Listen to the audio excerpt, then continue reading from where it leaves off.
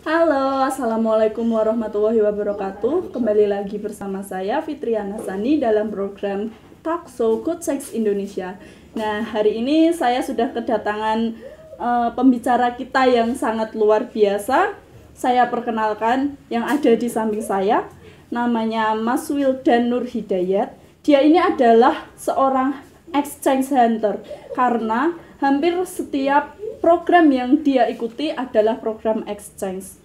Dia merupakan mahasiswa terbaik di kampusnya, yaitu IAIN Salatiga, dan mahasiswa dengan nilai akademik tertinggi. Dia juga seorang penulis loh di beberapa surat kabar. Nah, langsung saja kita masuk ke pertanyaan pertama dari audiens untuk Mas Wildan. Yang pertama ada pertanyaan dari audiens. Mas Wildan ini sudah mengikuti beberapa program exchange ya. Apa saja sih Mas programnya? Jadi program yang saya ikuti merupakan program kemahasiswaan yang bersifat leadership dan kemudian terkait beasiswa dalam dan luar negeri. Saya mengikuti program exchange ini karena saya sebagai mahasiswa merasa perlu untuk mendayagunakan sumber daya manusia yang ada, terutama dari dunia aktivis kampus. Seperti itu. Seperti itu. Kira-kira nama program tersebut apa sih Mas? Bisa disebutkan satu persatu apa gimana? Sebetulnya ada banyak ya program yang saya ikuti, termasuk event dalam dan luar negeri. Cuma yang saya sebutkan di buku Go Chance itu hanya ada satu ya, yaitu LEC ya, Lombok Youth Camp 2018, dan juga ada banyak sih, satu-satunya itu ya. Yang kedua, saya pernah ikut event di Nusa Tenggara Timur sebagai juru bicara Pancasila. Kemudian puncaknya yang saya ikuti adalah program Islam Path in Tokyo di Jepang pada tahun 2017, seperti itu. Salah satunya seperti itu. Oh, cukup banyak sekali ya teman-teman. Untuk pendaftaran dari masing-masing program itu apakah dibuka bulan apa sih Mas? Kalau misalnya program exchange ya, biasanya dibuka itu tidak tentu ya, tapi dapat diambil ciri khas biasanya di akhir tahun. Di akhir tahun biasanya dibuka program exchange banyak sekali.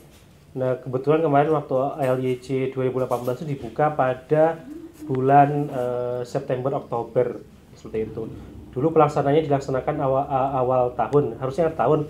Cuma dulu tuh ada kendala, waktu itu di Bali itu ada Gunung Agung meletus ya, jadi Gunung Agung. Nah, kemudian itu acaranya kan di NTB ya, di Lombok gitu, jadi agak sedikit terkendala. Kalau event-event lain exchange seperti di juru bicara dan di Jepang itu juga akhir tahun semua gitu, hampir kisaran bulan Oktober sampai bulan Desember.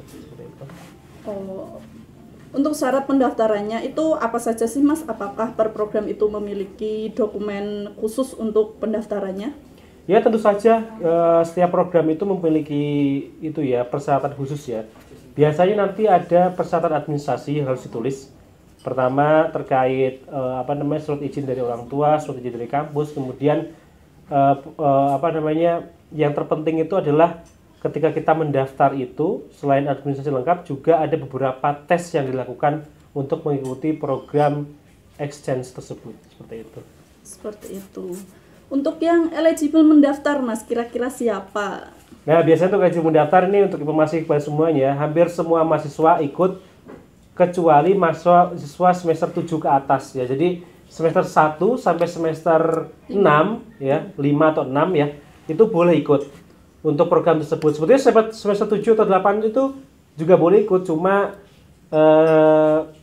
sepertinya agak kurang pas waktunya ya, karena semester 7 semester 8 itu identik dengan, biasanya kalau mahasiswa itu KKN, kemudian sibuk dengan skripsi ya, tugas akhir kampus, seperti itu. Jadi siapapun kalian mahasiswa di semester 1 sampai semester 5 atau 6 bisa mengikuti program-program tersebut. Oke. Untuk strateginya yang Mas Wildan siapkan sendiri mengikuti program-program tersebut itu apa sih Mas? Strateginya sebetulnya sangat mudah ya untuk kita mendapatkan event exchange tersebut ya.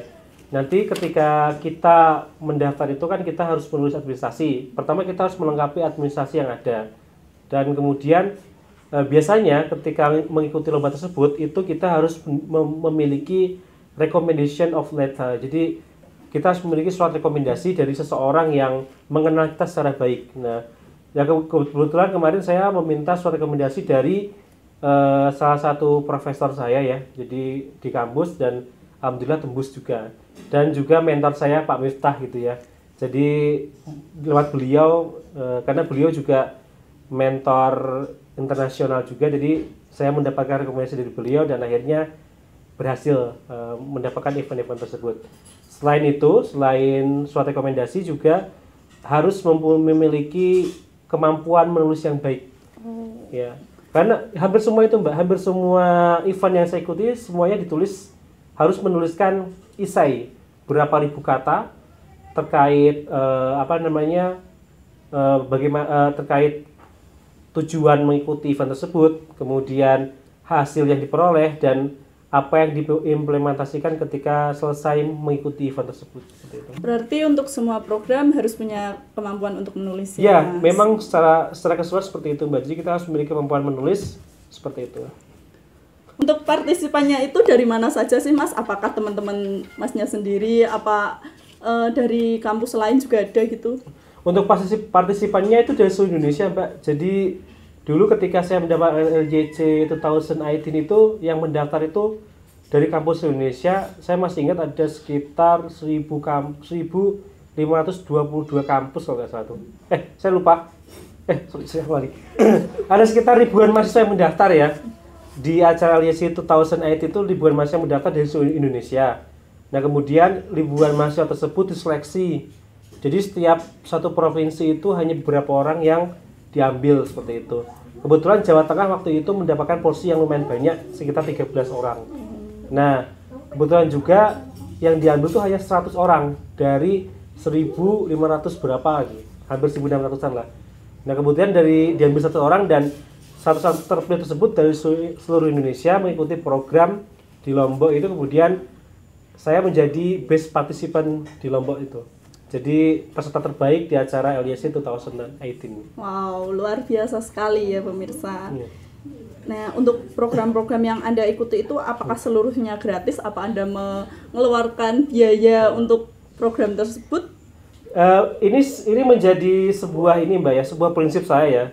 Jadi saya tuh kalau ada event, kalau misalnya eventnya self-funded, saya tidak akan daftar. Apalagi partially funded, setengah-setengah saya akan daftar. Jadi semua event yang saya ikuti itu sifatnya fully funded. Jadi gratis, dari mulai akomodasi, transportasi sampai tempat tinggal gratis. Jadi ketika saya funded saya nggak mau mendaftar seperti itu. Jadi saya termasuk orang yang pilih-pilih ya.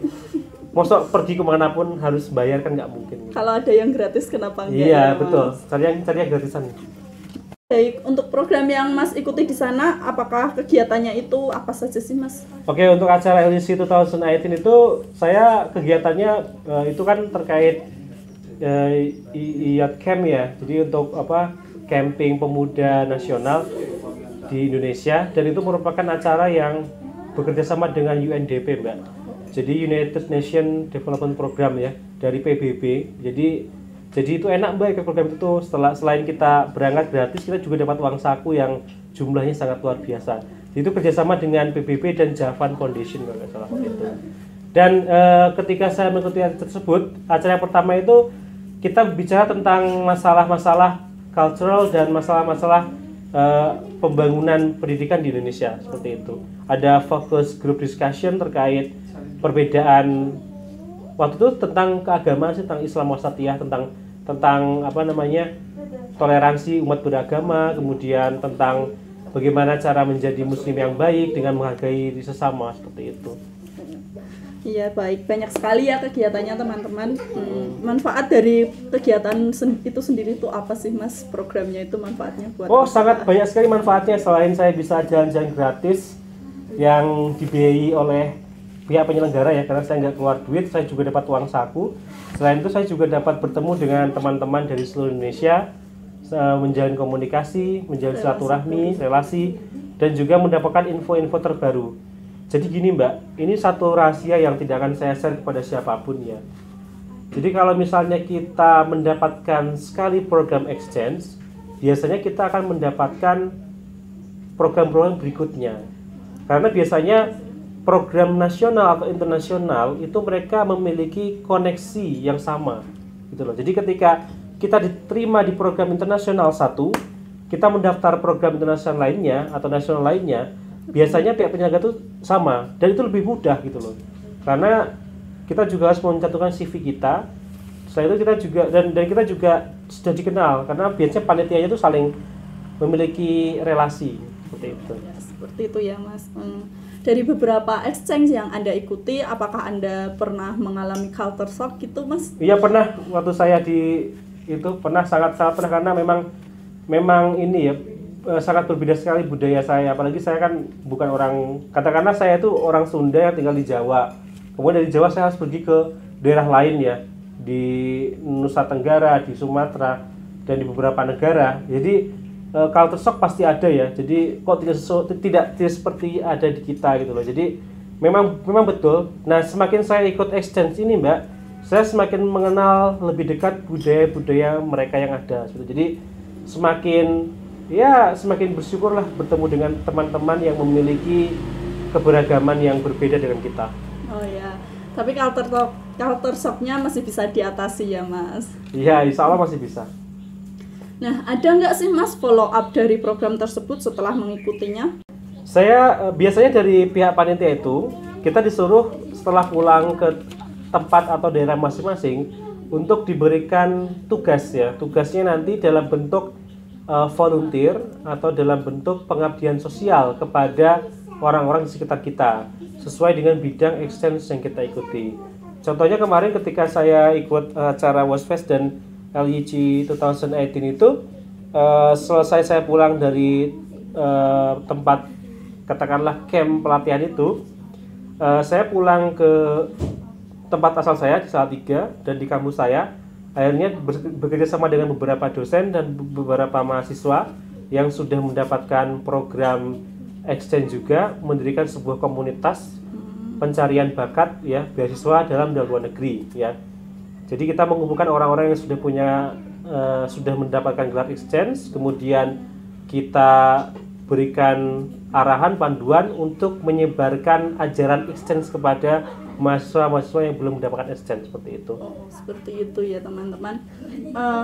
Dengar-dengar ya saya ya, selain Anda mengikuti exchange itu, Anda juga seorang penulis ya Mas? Iya. Menulis di mana saja ini Mas? Jadi gini Mbak, memang betul, saya memang gemar sekali menulis ya. Saya gemar sekali menulis dan saya sudah beberapa kali membuat tulisan, baik itu tulisan di media massa dan di jurnal-jurnal nasional seperti itu. Di media massa saya pernah menulis di Republika, di Jawa Pos, di Tribun Jateng, kemudian beberapa antologi esai yang sudah dibukukan. Nah, jadi memang itu hobi dan kegemaran saya menulis selain saya mengikuti program beasiswa dalam dan luar negeri. Wow, menarik sekali ya. Nah, untuk Mas sendiri ada nggak sih pesan untuk kaum muda yang ingin mengikuti program exchange sendiri atau untuk mengembangkan bakat-bakat yang menulisnya? Ya, ini pertanyaan yang memang saya tunggu-tunggu Mbak. Jadi pesan untuk anak muda, terutama mahasiswa ya. Mahasiswa karena mahasiswa itu agen of change ya, agen perubahan untuk perilaku kehidupan sosial, terkhususnya di sivitas akademika. Jadi memang mahasiswa itu merupakan tonggak sumber perubahan nasional ya. Dulu saya pernah membuat tulisan mempertanyakan kembali mahasiswa sebagai agen of change seperti itu. Jadi memang saya rasa mahasiswa itu tidak seharusnya menjadi mahasiswa yang statis, dinamis harusnya kita. Jadi saran saya itu kalau ada event, apapun event itu, baik itu regional, nasional maupun internasional, selama kita mampu dan itu pendaftaran tidak memberatkan, daftar aja gitu loh. Jadi daftar aja. Jadi kalau kita cuma punya keinginan dan angan-angan tapi tidak diwujudkan, itu percuma, hanya sebuah impian saja tanpa diwujudkan. Makanya ketika ada event yang sekiranya pendaftarannya mudah untuk dilakukan, daftar aja. Dan jadi kebanyakan mahasiswa yang kami, karena kita kan di komunitas GoChange ya, komunitas orang-orang yang event hunters seperti itu ya. mereka itu untuk memulai mendaftarkan diri mereka di program exchange atau beasiswa itu mereka sudah minder duluan melihat persyaratannya seperti TOEFL, kemudian harus menulis esai beberapa ribu kata. Nah, mereka sudah minder duluan gitu loh. Padahal kalau sebetulnya kalau kita sudah mulai menulis, sudah mulai terjun, mau nggak mau kita tidak bisa mundur gitu loh.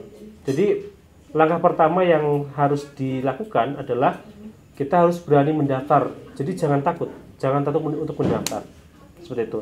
Yang kedua, mahasiswa itu harusnya lebih kreatif dan inovatif dalam melakukan sesuatu, apalagi di era pandemi seperti ini ya Mbak ya. Jadi segala kebutuhan itu berbasis online. Saat ini mudah sekali kita mencari informasi beasiswa atau exchange di internet, semuanya banyak sekali ya, banyak sekali. Tapi yang menjadi kelemahan kita adalah kita tidak mau mendaftarnya gitu loh. Itu. Jadi memang kuncinya ya. Poin pertama tadi sudah mengarah ke sana, poin kedua juga sama. Kita harus berani mendaftar program-program tersebut tanpa melihat ke belakang seperti apa. Mau kita diterima atau tidak, yang penting kita mendaftar gitu loh. Ya, permasalahan diterima atau tidak terserah gitu loh. Yang kedua, kita harus memperbaiki skill kita, kualitas kita. Kita harus memperbaiki kualitas kita ya. Baik itu kualitas secara verbal maupun kualitas secara tulisan ya. Dan mungkin dari segi kebahasaan ya. Karena hampir semua sekarang program exchange, apalagi yang luar negeri, itu kita diwajibkan untuk lancar berbahasa asing, terutama berbahasa Inggris ya. Bahkan memiliki nilai TOEFL yang tinggi, seperti itu. Yang kedua, skill menulis ya. Mengapa menulis itu penting? Karena dari hampir semua program exchange yang saya ikuti, semuanya harus menulis esai, semuanya harus menulis sebuah tulisan yang nanti akan dinilai oleh para juri atau para panitia, seperti itu. Jadi intinya satu, kita semua harus berani mendaftar, jangan takut. Kedua, jangan takut lagi ya, sampai saya ulangi 2 kali ya, pokoknya daftar. Yang ketiga, harus memperbaiki skill, baik itu skill secara lisan maupun secara tulisan, skill kebahasaan dan skill dari tulisan, seperti itu. Itu aja Pak. Ya, baik. Terima kasih banyak Mas atas ilmunya, atas wawasannya yang sudah diberikan ya. Sekian dari kami. Apabila ada salah kata, kami mohon maaf. Wassalamualaikum warahmatullahi wabarakatuh. Waalaikumsalam warahmatullahi wabarakatuh.